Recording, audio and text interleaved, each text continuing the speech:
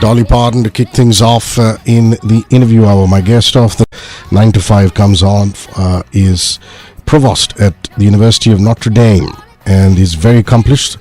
Pleased to welcome Thomas Burish onto the show. This is Good Morning Mumbai with Hrishikesh. Well, welcome to the show and the glory days of country music with Kenny Rogers and Dolly Parton, Dan Seals. You've seen it all. You're originally from Nashville, I'm given to understand. Well, I'm originally from Wisconsin, but I lived in Nashville for 26 years. I worked there, so I got to meet several people in the country music business. Wow. So you would walk into these small restaurants and bars and see what Garth Brooks playing? You know, it's absolutely unbelievable. They were regular people who lived throughout the city. They were Boy Scout leaders. They were people at your school. It was wonderful.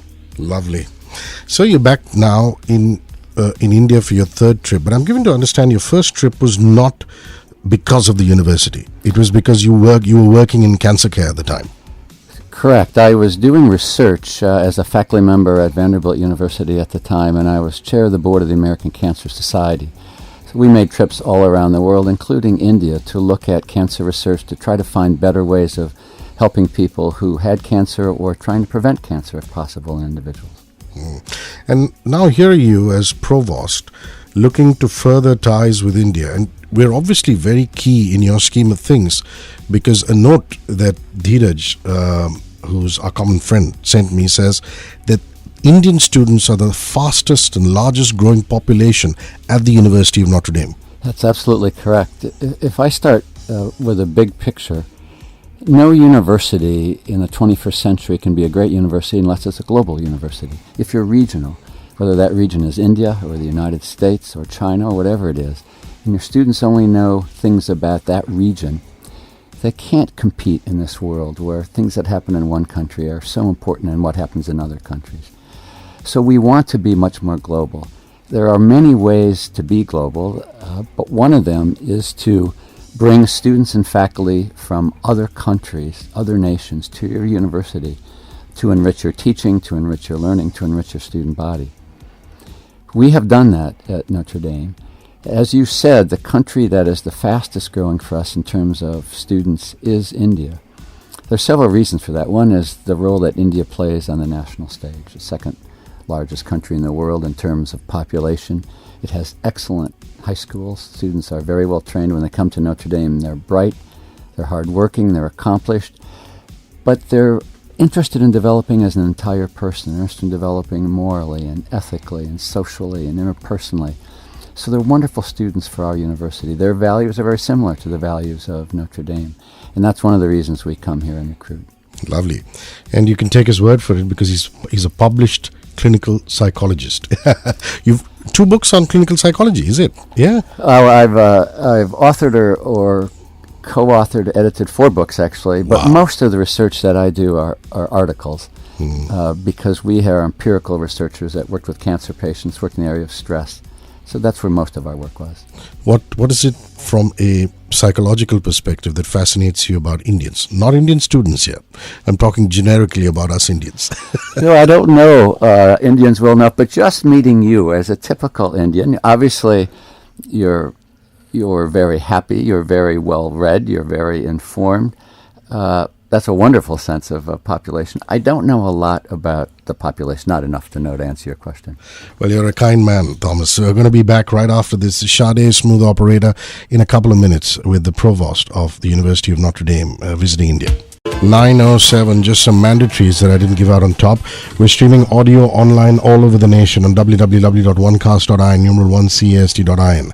94.3 on the FM band in your radio sets right here in Mumbai City. Statutory warning, only if you're not driving, you're in the backseat of a radio taxi, a chauffeur-driven car at home, at work, and you want to stream some video live of the extremely handsome Thomas Burish from the University of Notre Dame, and yours truly, not so handsome, then I suggest you check our Facebook stream. It's facebook.com/radio1.mum, so the live video is on there.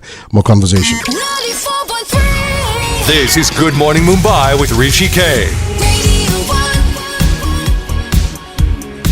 Given that you made that very interesting comment about an international university and a global university, Yes.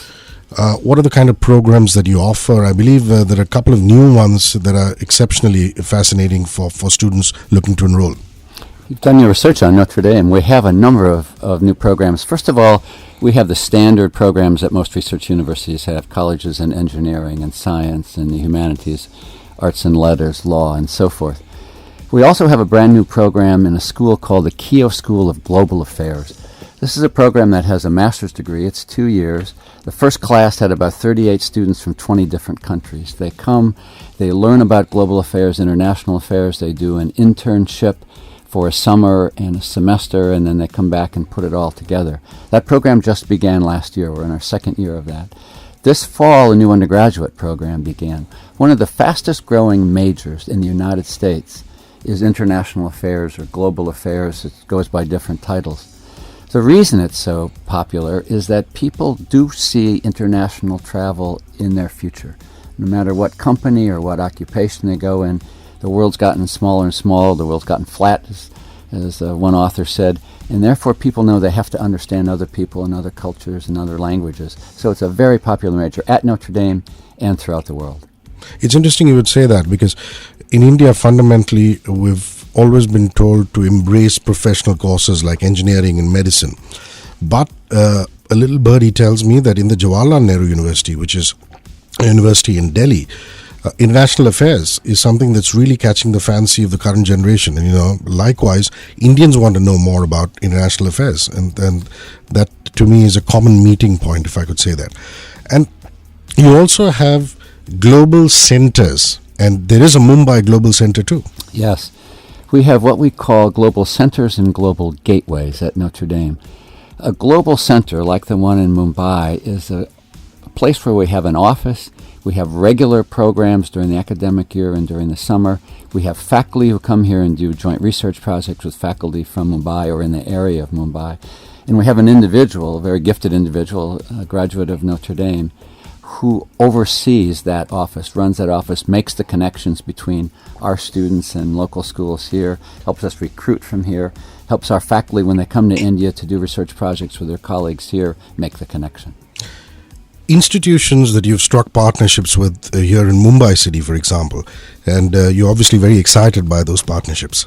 We are recruiting at several schools. Yesterday we visited Cathedral and John Kannan School and also St. Xavier's College.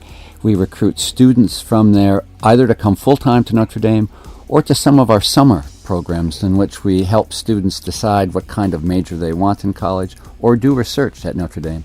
College students often come to do research. High school students often come to decide what kind of major they would like to take up. In that program, for example, students will spend 2 days in architecture, 2 days in science, 2 days in engineering, 2 days in the humanities, etc., to get ideas of what might I want to do when I go to college. We have even timed that program so it fits the break for students from India so they can attend. That's quite cool. We're going to take some messages and come back. Don't go anywhere. 94.3. Upgrade to India's #1 international radio network. Radio 1. Upgrade to 94.3 Radio 1. 94.3. This is Good Morning Mumbai with Hrishikesh. Radio 1. Welcome back. We're live at 19 minutes past 9 a.m. For those of you who've just joined us, he's Provost at the University of Notre Dame. And he's in town to further India connections. That's Thomas Burish. It's interesting for me, considering the legacy of Catholic educational institutions in this country, the length and breadth of this country, and their contribution to Indian mainstream education cannot be negated. How, at the university, you're very particular about diversity, about inclusion, about people from all races, color, all of that coming together. Yes, it's a very interesting that you raise it, because Notre Dame, in some ways, is trying to demonstrate that you can be a faith-based institution and welcoming to people of all religions or no religion, all ethnicities, all races, and so forth. It's a special of interest in India, which has a very small population of Christians, as you may know. Most of the students who come from India are not Christian who come to Notre Dame. Notre Dame's values are based on its Catholic heritage, but they're values that we believe all good people can embrace. They're values that have to do with ethics and moral development, with service, with helping people who can't help themselves because of problems in their life that they've experienced. If one embraces trying to do good in the world and dealing with populations like that, then one's comfortable at Notre Dame. What we ask is that people who come to Notre Dame, no matter what the religion or no religion, we have atheists at Notre Dame, that they embrace those values. That's what the values of the university are all about. We regard a successful graduate not by how much money they make or how lofty their position, but how good of people they are. Do they use their education? Do they use their resources to do good in the world?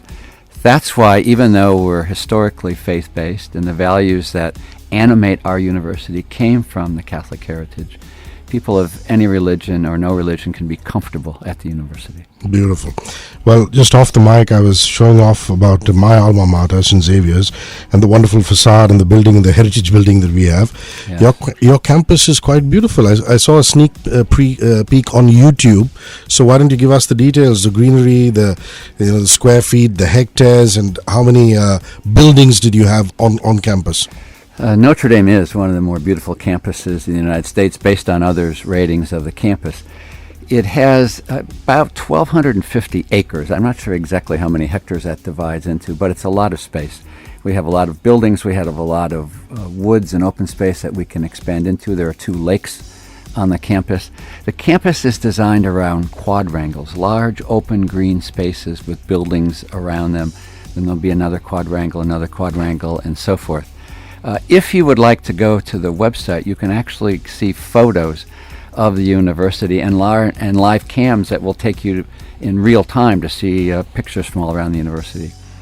The website is www.nd for Notre Dame.edu. If you want to look at our international programs in particular, you can go to international.nd.edu. You can see pictures of the campus. You can see about our global offices and global gateways, as we were talking about before the last break. We have buildings that we own in a number of cities throughout the world, and then offices in a number of other cities throughout the world. About 75% of our graduating seniors have credit from a university in a different country or from internships that they've undergone in a different country, worked at in a different country. So it's a very international university. But coming back to your original question, it's a beautiful campus. Lovely. Shania Twain, that don't impress me much. Back in a couple of minutes with the Provost of the University of Notre Dame. Shania Twain, that don't impress me much. Streaming audio online all over the nation. www.onecast.in, numeral 1cast.in. 94.3 on the FM band on your radio sets right here in Mumbai City. Only if you're not driving. We're streaming video live now on Twitter. We've tagged the Notre Dame official handle. He's Provost of the University of Notre Dame, Thomas Burish. More conversation. 94.3 This is Good Morning Mumbai with Hrishikesh. Radio 1. In the south of India, from where I originally belong from, we were always encouraged to do academic research. And the numbers will show that up if there is research conducted, saying most research scholars come from the south of India. People who've gone on to do their doctorate and things like that. You have a very rich tradition, continue to have, at the university for research across various fields. We do. We have not only a lot of different fields participating, but a lot of different faculty who do research projects with colleagues in India, as it turns out. Let me give you a couple examples. One of the most quoted chemists in the world is Prashant Kamat, who is an Indian faculty member at Notre Dame, who does research on solar cells. He devised several years ago a paint. The concept was you can paint the roofs of buildings, and that paint has solar cells in it, so that every rooftop everywhere could generate solar energy, solar power. Wow. Now, it was very inefficient. It wouldn't work, but he demonstrated the concept that it can be done. And so future research, you hope, can make it more efficient and make it work. And the solar paint, it was called. Another faculty member is in architecture, an Indian faculty member, Krupali Upakar, who we just honored last weekend. Krupali uses a very sophisticated camera. It's an infrared camera to go into World Heritage Site buildings and see how they were built and designed, so she can create the equivalent of blueprints for those buildings. So if they were destroyed or something hurt one part of it through natural kinds of disasters, she would know how to rebuild it. They don't know how to do that right now because there are no blueprints for buildings. For example, she did the Colosseum in Rome. They, for a year, gave her a building to show what she did and what she found. She's working on the Vatican, and right now she's working on the Taj Mahal. She not only creates these blueprints, but she finds when she looks into the buildings that they're designed in ways no one knew they were designed. How did they build these? How did they make it happen? What supports these structures? Are they straight, or they're actually at an angle that from a distance looks straight? And they knew how to build these things. Kripali is one of the best in the world at doing what she does. And I believe there's also active research happening on tuberculosis. There is. We have a Center for Rare and Neglected Diseases at Notre Dame that fits our mission of trying to help other kinds of people, other people who may not be able to help themselves. A rare disease is a disease, I believe, which is defined as affecting 200,000 people or fewer. They don't get much funding because there's not many people who suffer from them. Although if you put all rare diseases together, cause of death worldwide, but you have to combine them.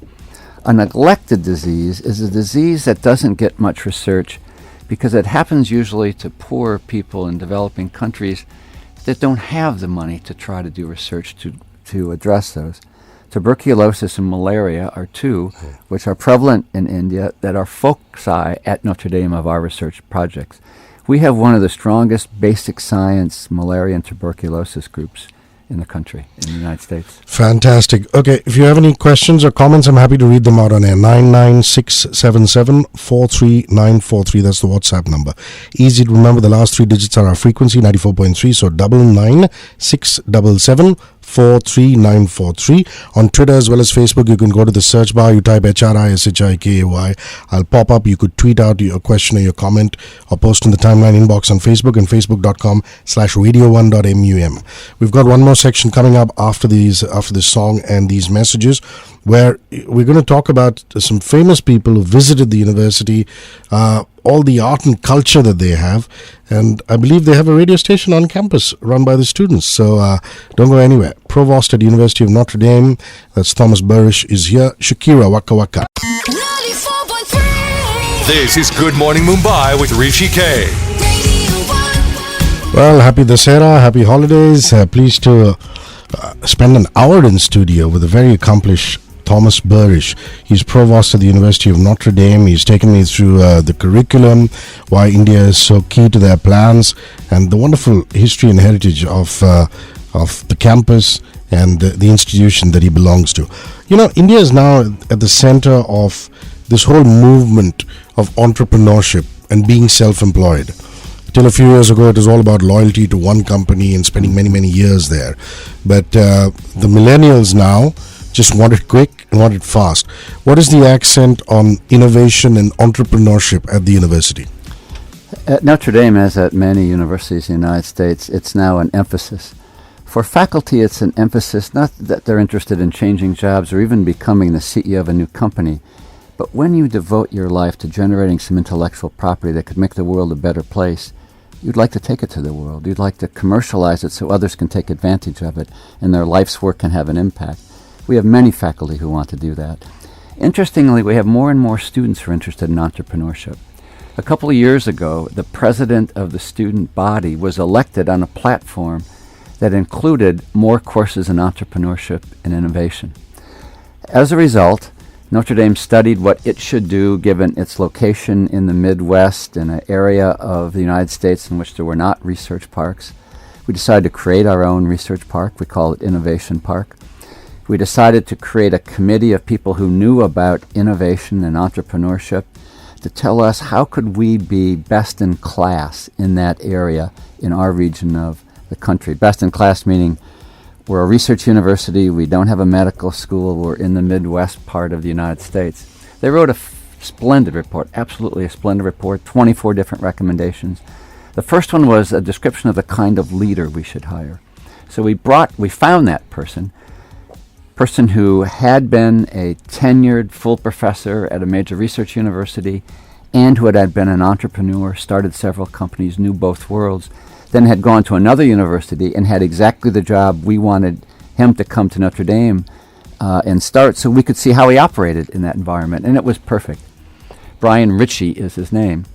He came to Notre Dame and promoted starting companies, intellectual property, moving from the laboratory or the dorm room to the commercial world. Just last year, 1 year, undergraduate students started 17. We took them through a process in which most of the undergraduate students' ideas were weeded out. 17 survived. Thus far, 2 have dropped out. 2 have won venture capital competitions and gotten some money to launch them. I think they've raised together over $1 million to get started so far. So it is big on our campus, and we think it'll get bigger in the future. Culture is another, bedrock of the University of Notre Dame. I believe you have a on-campus radio station. We actually do. Hrishi, you could be famous if you came and were a disc jockey here at our radio station. We have a radio station on campus run entirely by students. It has a new studio in the new student center, as a matter of fact, so it has the latest kinds of equipment. And the students have interviews with people on campus, with famous people that come through campus. There are music shows that play different kinds of music, from classical to jazz. It's a wonderful student production. And famous people in the public eye, as well as scholars who visited, and you're very proud of that at the university. We are. We bring a lot of well-known people to the university. For example, many presidents of the United States have come to Notre Dame to be commencement speakers and interact with our students. We have in our Institute on Asia and Asian Studies a speaker series that brings leaders from Asia to Notre Dame to give a major speech for the community and for the university, meet individually with students and faculty and so forth. For example, in the last years, they've included the former president of Indonesia. He goes by SBY. I'm not good at pronouncing his name. The former president of Taiwan, President Ma, and the former General Secretary of the United Nations, Ban Ki-moon. We hope to have not only political leaders in the future, but leaders of other industries. It could be industrial kinds of CEOs of companies. It could be the head of radio stations, like you could come and speak at Notre Dame, or leaders in law or in medicine or in education. There must be tremendous excitement on campus. Garth Brooks, the country music legend, is about to perform. Garth Brooks is going to perform in our football stadium. It holds 80,000 people. He's performing this coming Saturday. Here's an interesting piece of information. That 80,000 person stadium sold out in 90 minutes. Wow. When they announced that Garth Brooks was performing. Wow. And the USPGA Tour, that comes The senior PGA Tour is coming next summer in June to Notre Dame. It's the first time a university has ever hosted that particular golf tournament in the United States. Lots of reasons to go to the University of Notre Dame. Just the website before I say bye-bye to you, please. nd.edu. Thanks very Thank much. you It's very been much. a very, very enriching hour for me. Cheers. This is Sigala Ella. I just got paid.